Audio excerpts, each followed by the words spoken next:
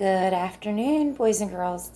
It's Miss Kim from the Martinsburg Boys and Girls Club, and today I am going to start reading the Magic Treehouse series.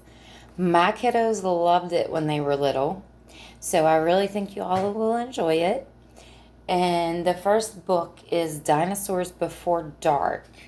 So let's see what happens. Some of you may have heard these before.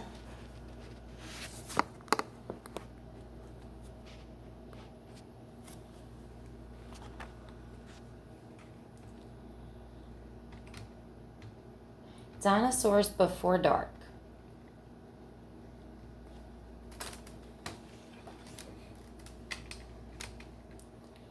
Chapter 1. Into the Woods. "Help! A monster," said Annie. "Yeah, sure," said Jack. "A real monster in Frog Creek, Pennsylvania." "Run, Jack," said Annie. She ran up the road. "Oh, brother. This is what he got for spending time with his 7-year-old sister, Annie." Annie loved pretend stuff, but Jack was 8.5. He liked real things.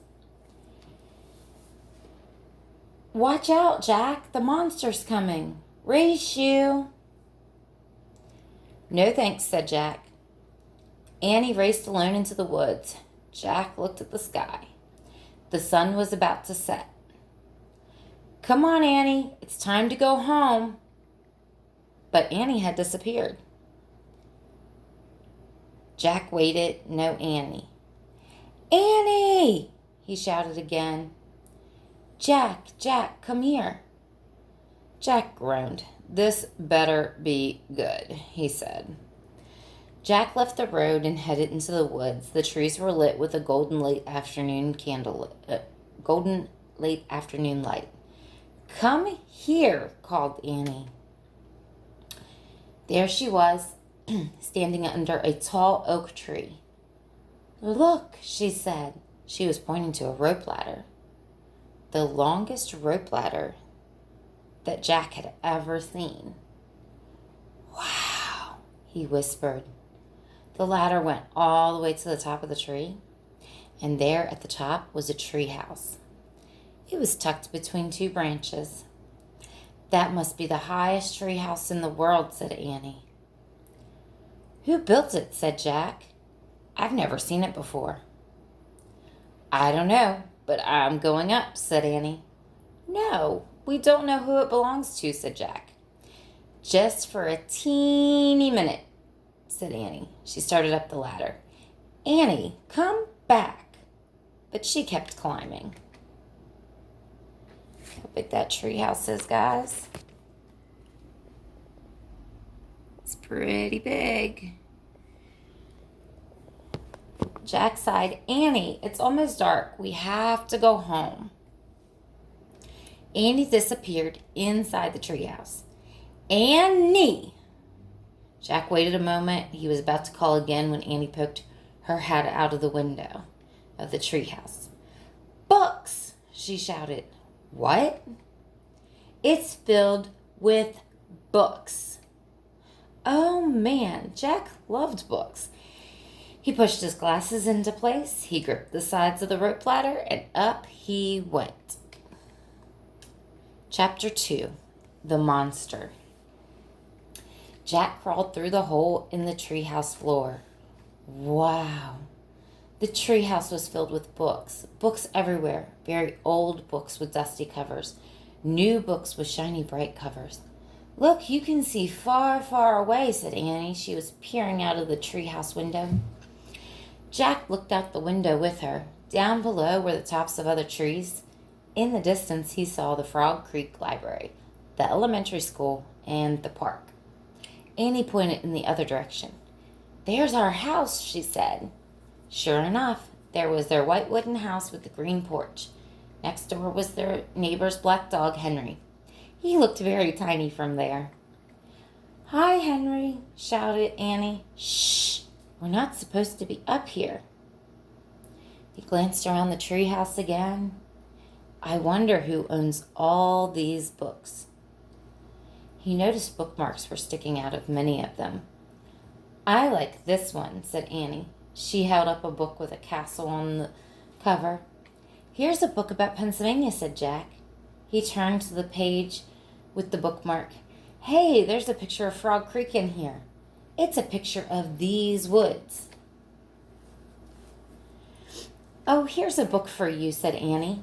She held up a book of dinosaurs. A blue silk bookmark was sticking out of it. Let me see it. Jack set down his backpack, grabbed the book from her. You look at that one, and I'll look at the one about castles. No, we better not. We don't know who these books belong to. But even as he said this, Jack opened the dinosaur book to where the bookmark was. He couldn't help himself. He turned to a picture of an ancient flying reptile, a pterodon. He touched the huge bat-like wings. Wow, I wish I could see the pterodon for real. Jack studied the picture of the odd-looking creature soaring through the sky. Ah! Screamed Annie. What? A monster, Annie cried. She pointed to the treehouse window. Stop pretending, Annie, said Jack. No, really, said Annie. Jack looked out the window. A giant creature was gliding above the treetops. He had a long, weird crest on the back of his head, a skinny beak, and huge bat-like wings. It was a real, live pterodon. The creature curved through the sky, and he was coming straight towards the house, the tree house. He looked like a glider plane. The wind began to blow. The leaves trembled. Suddenly, up into the sky, Jack nearly fell out of the window trying to see it. The wind picked up. It was whistling now. The treehouse started to spin. What's happening? Cried Jack. Get down, shouted Annie. She pulled him back from the window. The treehouse was spinning. Faster and faster. Jack squeezed his eyes shut. He held on to Annie. Then everything was still. Absolutely still. Jack opened his eyes. Sunlight slanted through the window. There was Annie, the books, his backpack. The treehouse was still high up in an oak tree. But it wasn't the same oak tree.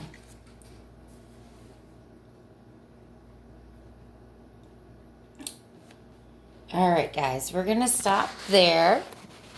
And we are going to take a minute to ask a couple questions.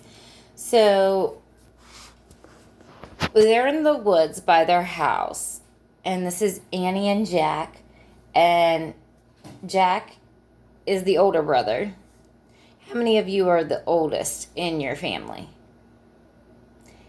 I'm the middle child. So I have an older sister and a younger sister. How many siblings do you have? Do you like to go on adventures with your siblings? Or do you like to stay away from your siblings? I used to go on lots of adventures with my younger sister when we were young.